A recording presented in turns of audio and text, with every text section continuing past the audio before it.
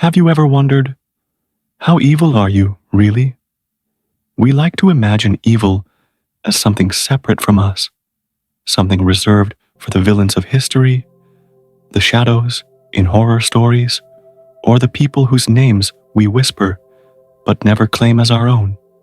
Evil, we tell ourselves, belongs to others, to those far away. But what if it doesn't? What if the truth is quieter, closer, and far more ordinary than we want to believe? Because the unsettling fact is this: every single one of us carries the capacity for it. Not in the way you might imagine. Evil doesn't usually arrive with a thunderclap. It doesn't burst into the room with horns or flames. It creeps. It seeps. It begins with small choices, with the thoughts we dismiss, the urges we bury, the moments when we decide it's easier, safer, or more convenient to look away. Picture a quiet cafe. The barista hands you the wrong drink. You could roll your eyes, complain loudly, and send it back with irritation.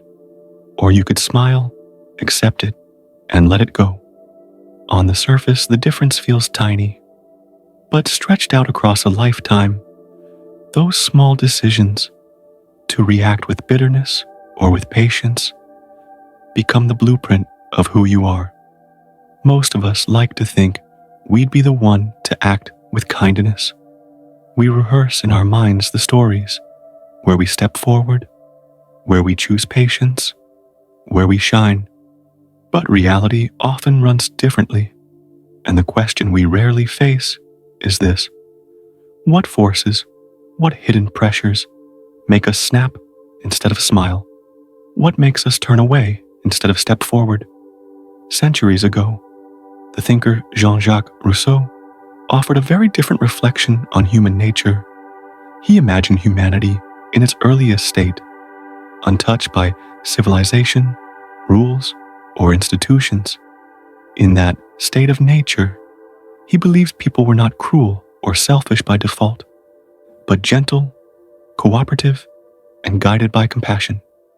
For Rousseau, it wasn't our instincts that led to evil, but society itself. The moment we built hierarchies, property, and systems of competition, corruption entered. Pride, envy, and greed grew where once there had been simplicity and kindness. In his view, we are not born with darkness at our core.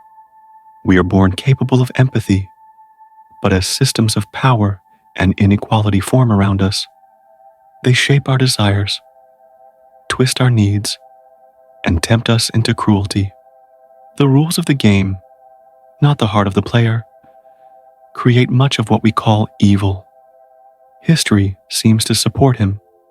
Whenever societies deepen inequality, when institutions reward greed over care, ordinary people often do extraordinary harm. Exploitation, prejudice, oppression. Again and again, we see cruelty not erupting from the wildness of nature, but from the pressures and structures of culture. And yet, cruelty doesn't usually begin with a battlefield. It begins with something far more boring: a shrug, a compromise, a quiet silence in the face of something uncomfortable. The scholar Albert Bandura explored how this happens inside the human mind. He introduced the idea of moral disengagement, the small tricks we play on ourselves to excuse harm. Think about it. When we feel the sting of guilt, we don't like it. So the mind softens the edges. It tells us little stories. It wasn't really my fault. Everyone else was doing it. The victim deserved it. I had no choice. Each of these thoughts may seem harmless, but together they become a shield, a way to do harm without feeling like the villain. Bandura pointed out how ordinary settings encourage this. A workplace where cutting corners is rewarded. A group where cruelty is framed as loyalty. A system where responsibility is always pushed upward or downward, but never claimed. In these spaces, harm doesn't feel like harm.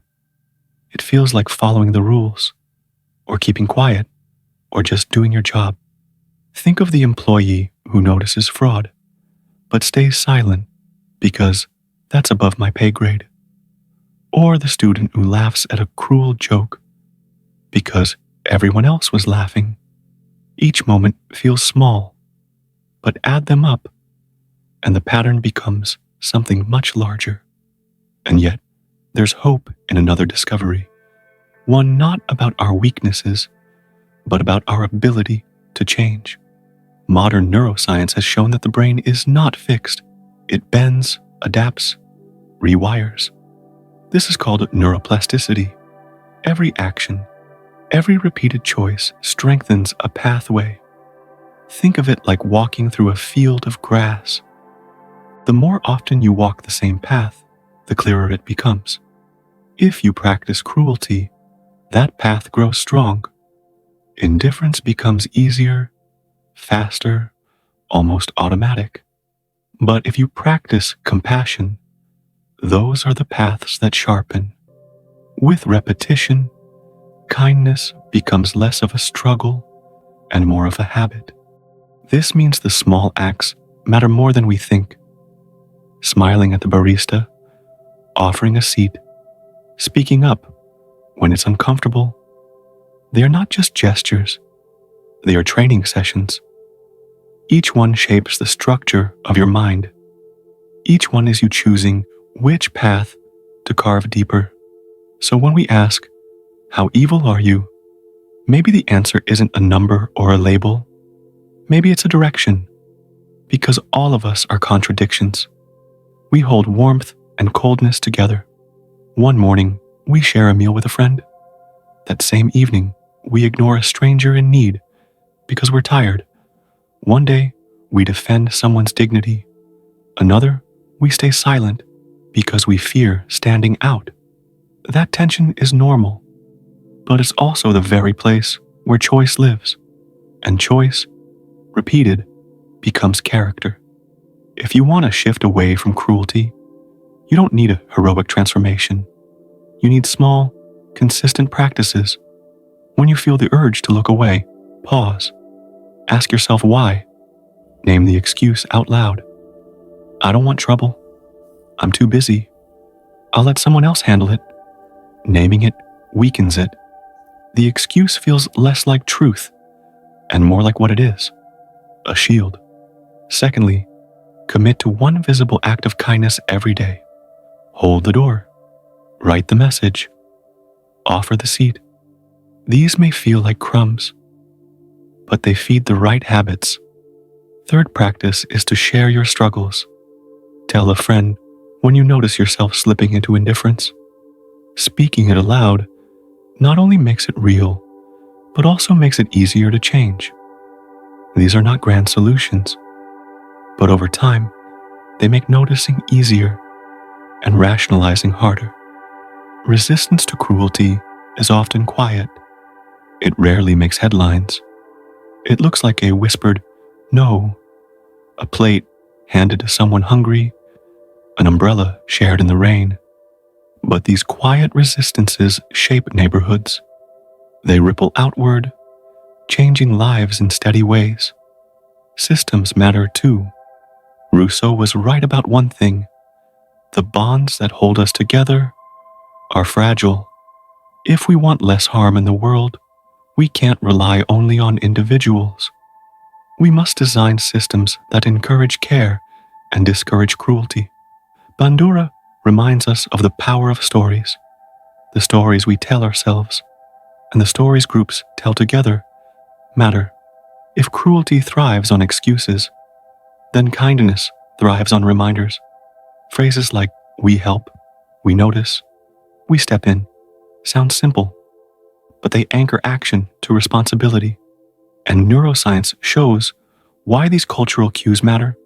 As we repeat them, we carve new paths. Empathy becomes less fragile. Compassion becomes less rare.